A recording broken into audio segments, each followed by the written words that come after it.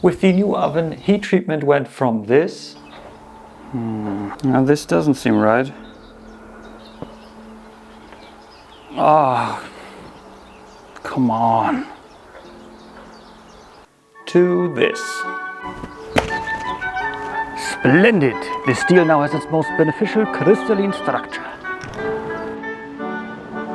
Recently I've been thinking about whether a fish would make a good knife handle. I don't really know why, but because I'm making a fishing knife set for my father's 60th birthday, now's the perfect time to find out. And here's the design I have in mind, and we're using this steel. I'll leave some wiggle room right here because I want the final dimension to be determined by how these scales come out. Okay, I've got the rough profile and in case you're wondering what the hell you're even looking at, this is a chord. And because chord is a stupid word, I'm going to use the German word from now on, which is Dorsch.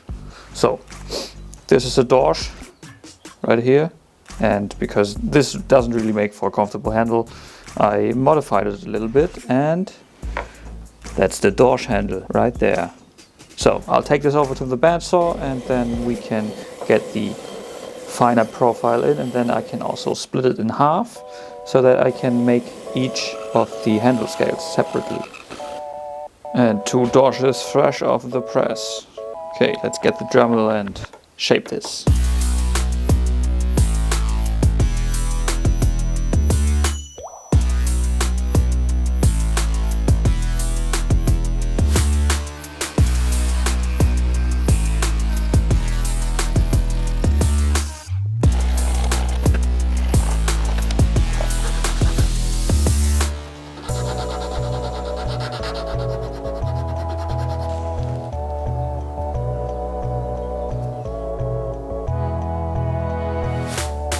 So far so good. You'll probably remember this piece of wood. Since you can here see I don't need the whole piece for the handle of the first knife, I can actually make an inlay from this piece right here.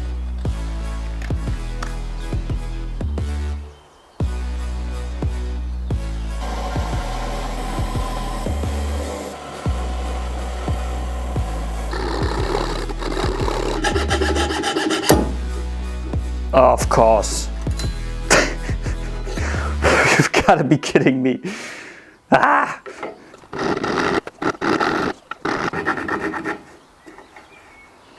And here we are. Okay, now it's time for casting so I can prepare the mold. Being able to cast this is such a time and money saver.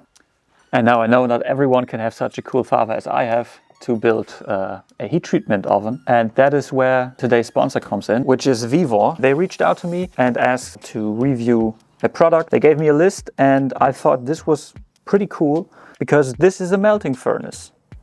And the cool thing is actually the same that I put in here. So these scales today will be casting with this. And I gotta say, now obviously I haven't tested this one out, but without being sponsored, I actually bought the belt grinder and I absolutely love it, especially for the price tag it comes with. It's very, very nicely built. So I think this will be just as good. It also comes with everything that you need to get casting. So let's heat this thing up because nickel silver is very, very difficult to pour because you actually need a temperature of 1100 degrees Celsius, which is the limit of this one, but this is also the most I've ever seen. For example, I think brass is at 900 degrees. Psst, I've got a secret for you. If you're just making small knives, you can also use it as a budget, temperature-controlled heat treatment oven. But don't let them know. Okay, I'm a bit shocked. It's been about 10 minutes and it's already at 600 degrees, which is about 20 minutes faster than the big oven. We really have to get going with the casting mold. And this time we're doing it properly.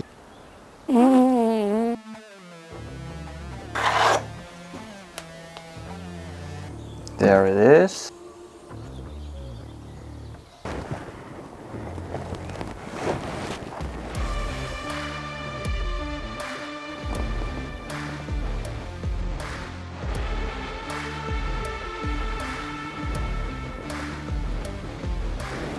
This looks so cool. Oh my god.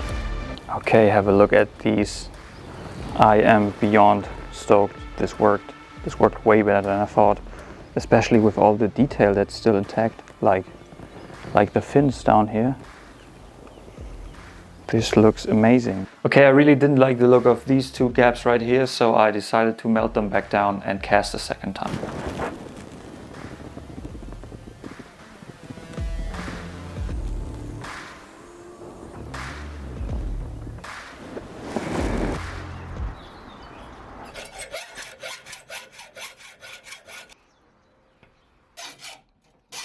But before I can continue with the handles, I need the blade finished, so let's go over to hardening. 840 degrees Celsius. Recommended temperature is 820, and I like to go a little bit higher because there's some travel before I hit the oil.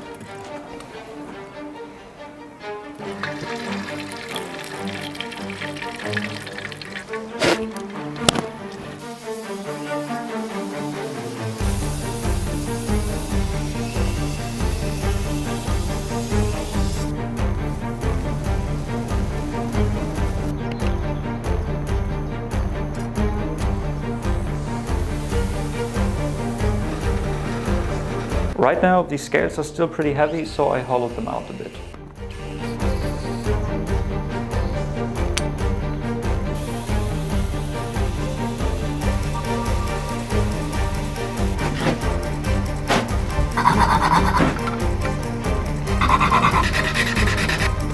I gotta say, this took significantly longer than I thought. I think I've got a pretty good fit for this. I'm still not sure if I should glue this to the handle and then start shaping everything, or if I should glue it right now, because then it's easier to shape the intricate profile. But I'm afraid that it might overheat the epoxy, so yeah, maybe I get an idea once I'm done with this one.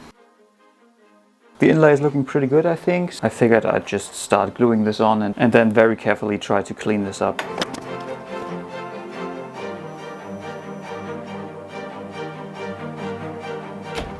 With the sheath I want to try something new. I really like the tight fit of Kydex, but I also like the look of embossed leather, so with these I want to try to combine the two. So let's start with baking the Kydex.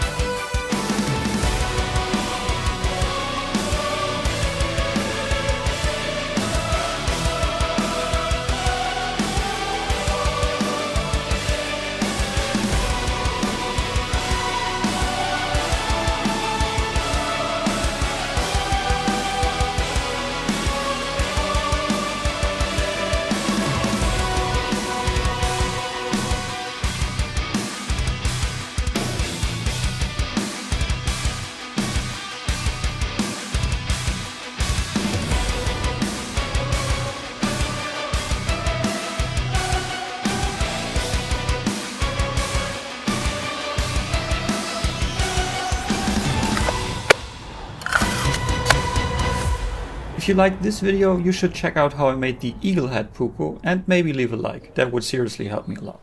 Thanks.